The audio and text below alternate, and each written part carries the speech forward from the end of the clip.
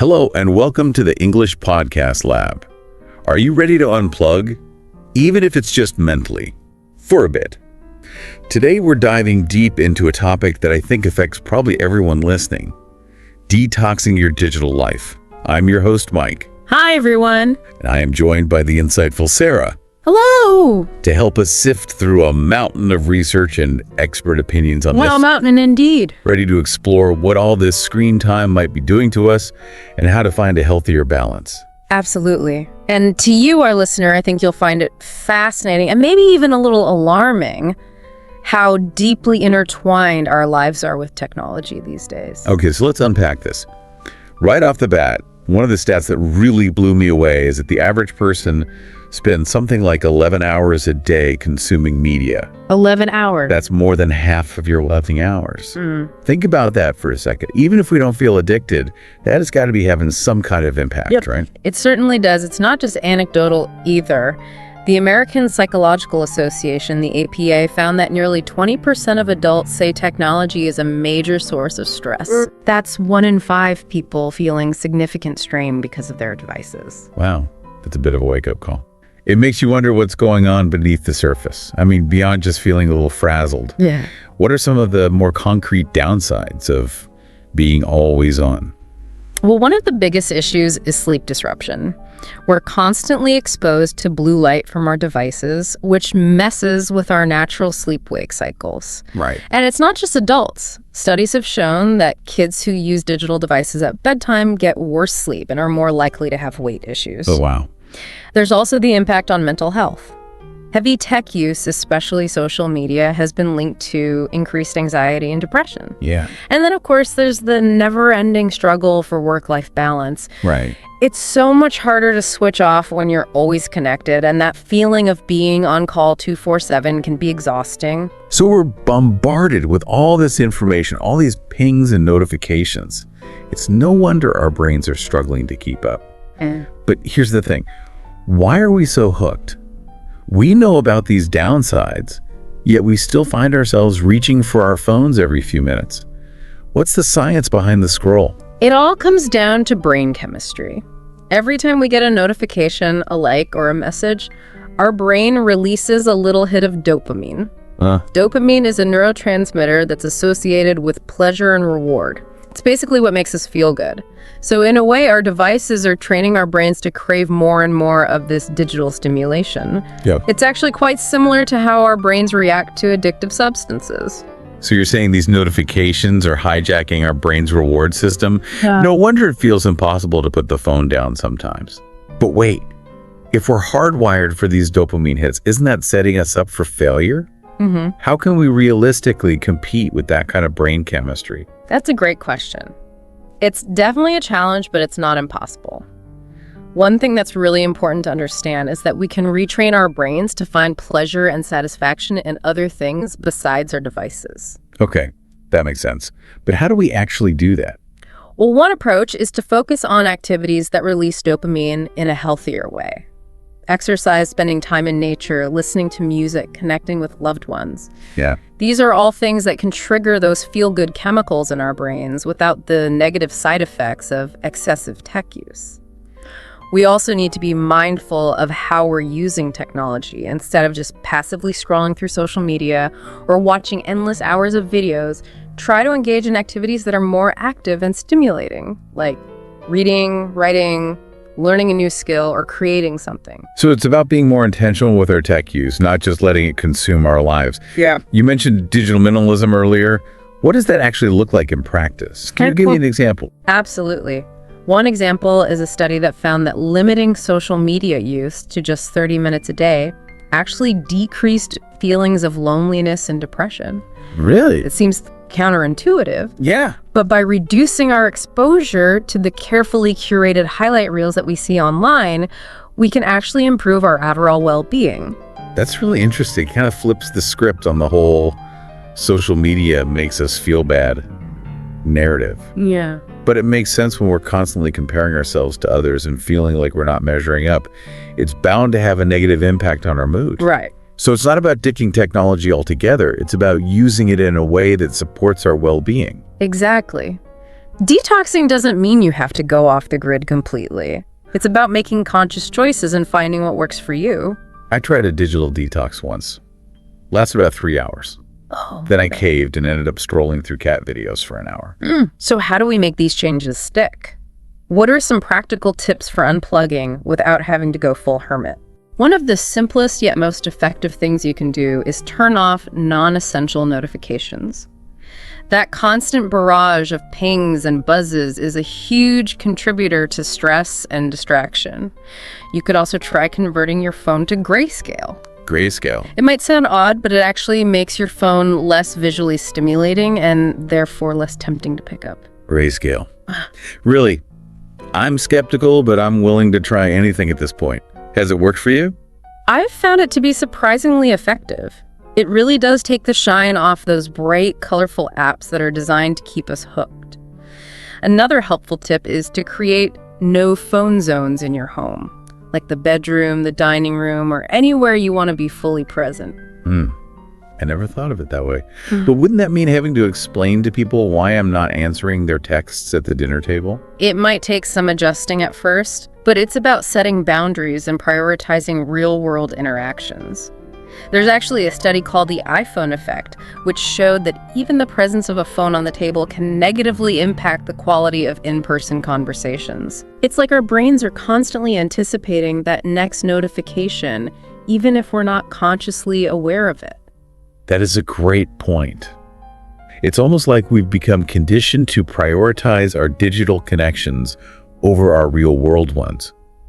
Creating those no-phone zones is a way of reclaiming some of that space and attention for the people right in front of us. Precisely. It's a way of showing the people you're with that you value their company and are fully engaged in the moment. This is all great stuff. I'm already starting to think about some changes I want to make in my own digital life. But one thing that keeps coming up for me is the idea that this can't just be a one-time cleanse. We need strategies for mindful tech use in the long haul. You're absolutely right. It's about developing sustainable habits, not just a temporary fix. So let's brainstorm some ideas for making this a lifestyle change.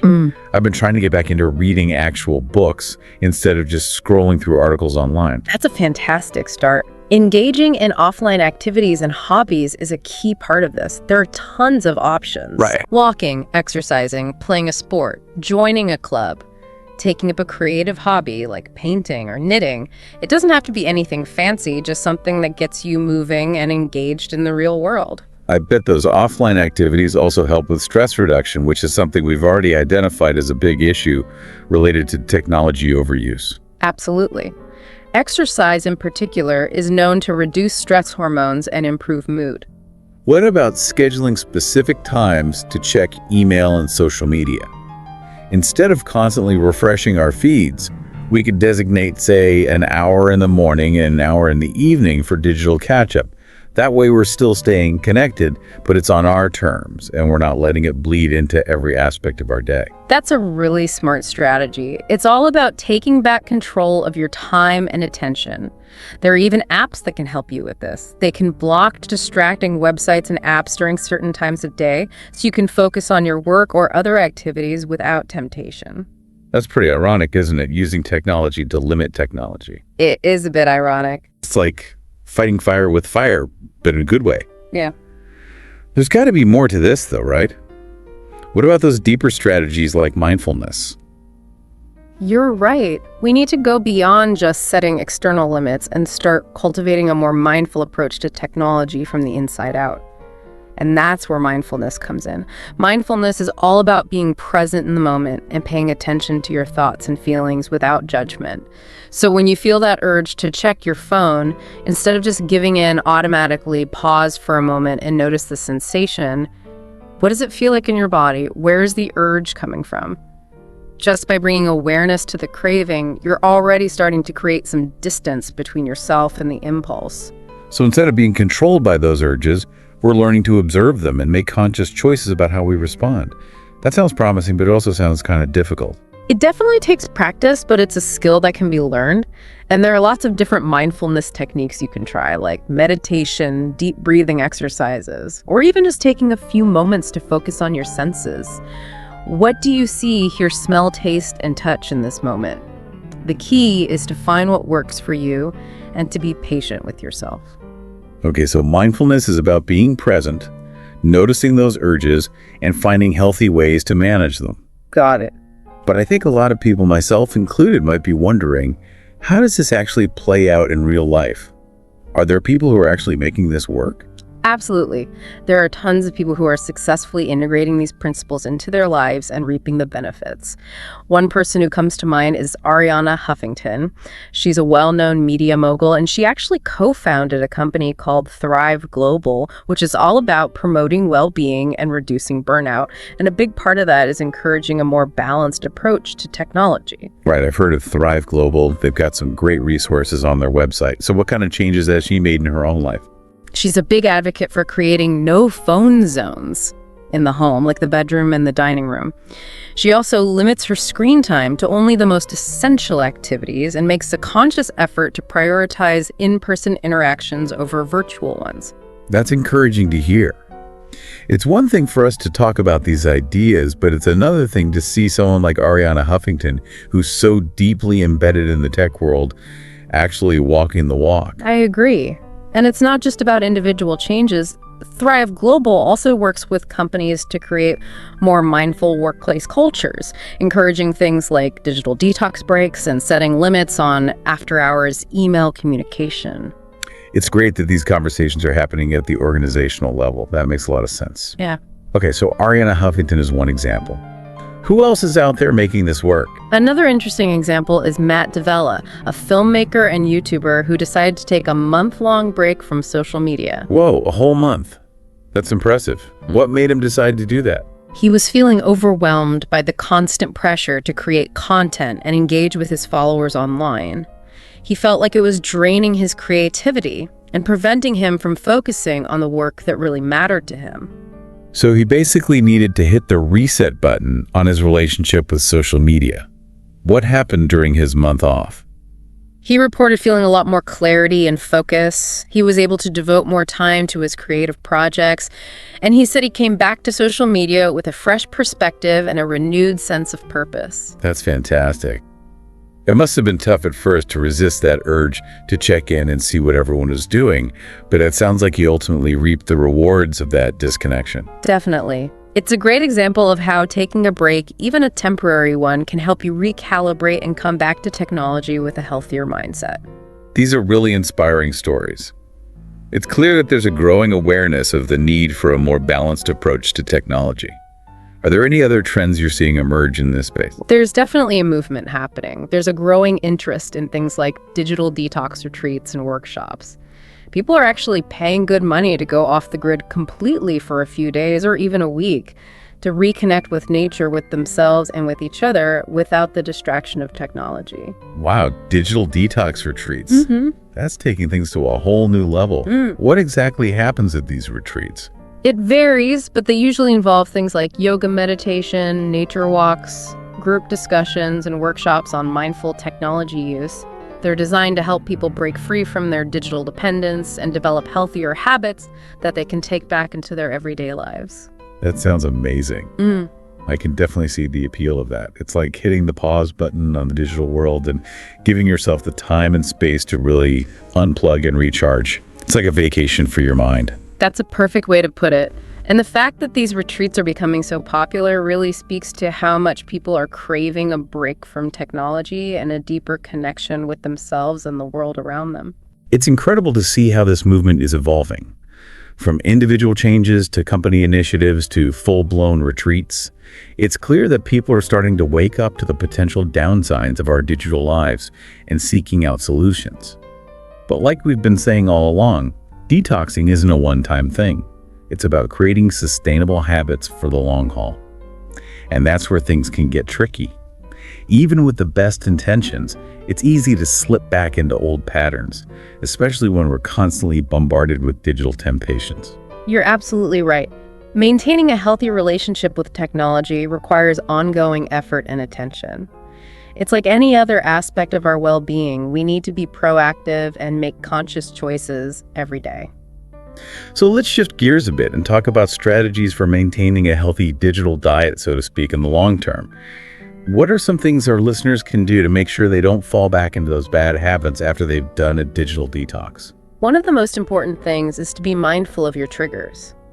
What are the situations or emotions that tend to lead you down the rabbit hole of endless scrolling or checking your phone every 5 seconds? Right, so if you can identify those triggers, you can start to develop strategies for dealing with them in a healthier way. Yes. For example, if you know that you tend to reach for your phone when you're feeling bored or lonely, then you can brainstorm other activities you can do instead, like calling a friend, going for a walk, or reading a book. Or if you know that you get sucked into social media when you're feeling stressed or anxious, maybe you could try a relaxation technique like deep breathing or meditation instead. That's exactly it. It's all about having those alternative coping mechanisms in place so you're not just relying on your phone to soothe your emotions. That's a helpful way to think about it. Know your triggers and have a plan. I like it. What are some other strategies for long-term digital wellness? Well, we've already talked about setting limits, but it's worth reiterating because it's so important. Decide how much time you want to spend on certain apps or websites each day, and then stick to those limits. There are lots of apps that can help you with this, like those we mentioned earlier, that can block distracting websites and apps during certain times of day. And it doesn't have to be all or nothing. Maybe you decide you're going to allow yourself 30 minutes of Instagram per day, or that you're only going to check email twice a day, once in the morning and once in the evening. Whatever works for you. Right. It's about finding what works for your individual lifestyle and needs. And remember, it's okay to adjust your limits as needed. If you find you're constantly going over your allotted time, then maybe it's time to reevaluate and make some changes. It's also okay to give yourself a break every now and then. We're not aiming for perfection here, just for a more balanced and healthy relationship with technology. But I think that's a good segue into the last part of this episode, creating a personalized plan. I'm ready to start putting all of this great advice into action. Me too. Let's do it. Welcome back to the English Podcast Lab. We've explored the downsides of being always on the science behind our tech addiction, and even heard some inspiring stories of people who've successfully detoxed their digital lives. Now let's get down to the nitty-gritty, creating your own personalized digital detox plan. That's a great way to frame it. Remember, there's no one-size-fits-all approach here. It's about figuring out what works best for you, your lifestyle, and what you're hoping to achieve. It's like designing a healthy meal plan. Right. You wouldn't eat the same thing every day, right? You'd think about what your body needs, what you enjoy, and maybe even consult with a nutritionist. Right. Creating a digital detox plan is similar. Okay, I love that analogy. So let's break down this recipe for digital wellness. What are the key ingredients of a successful plan? Well, the first step is identifying your goals. What are you hoping to gain by taking a break from technology? Okay. Do you want to reduce stress and anxiety, improve your sleep, boost your productivity, be more present in your relationships? Having a clear vision of your why will help you stay motivated when things get tough. That makes total sense. Because let's be real, it's not always easy to resist those digital temptations. Yeah. So knowing why we're doing this in the first place can make all the difference. Okay, once we've got those goals locked in, what's next? Next, you need to take stock of your current digital habits. How much time are you actually spending on your devices each day? Yeah. Which apps or websites are your biggest time suckers? When and where are you most likely to get pulled in? This is where those screen time tracking apps we talked about can come in handy. They can give you some valuable data on your digital behavior. Right. You can't manage what you don't measure. So we track our screen time, figure out our triggers. What then? Then comes the fun part, setting boundaries. No. This is where you get to decide what a healthy digital diet looks like for you. Do you want to create no phone zones in your home? Schedule specific times for checking email and social media? Maybe limit your use of certain apps or websites altogether? This is where you get to be creative and come up with a plan that truly fits your individual needs and preferences. This is where things get really personal, right? What works for one person might not work for another. Some people might thrive on a complete digital fast for a day or two, while others might prefer a more gradual approach, like slowly cutting back their screen time each week. Absolutely. There's no single right answer here. It's all about experimenting and figuring out what feels right for you. It's important to remember that you don't have to do this alone. Okay. Talking to your friends and family about your digital detox goals can be incredibly helpful. They can hold you accountable and maybe even join you on the journey. I love that. It's like having a built-in support system to cheer you on and help you stay on track. And while you're working on reducing your screen time, it's a perfect opportunity to rediscover some of those things you used to love doing before you got so plugged in. Maybe it's reading, writing, spending time in nature, connecting with friends and family in person, or even learning a new skill. That's such a great point.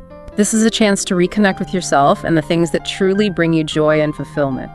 This is all so inspiring. I'm feeling motivated to start making some changes right away. But I know from experience that it's easy to get caught up in the excitement of a new challenge and then lose steam after a few days or weeks.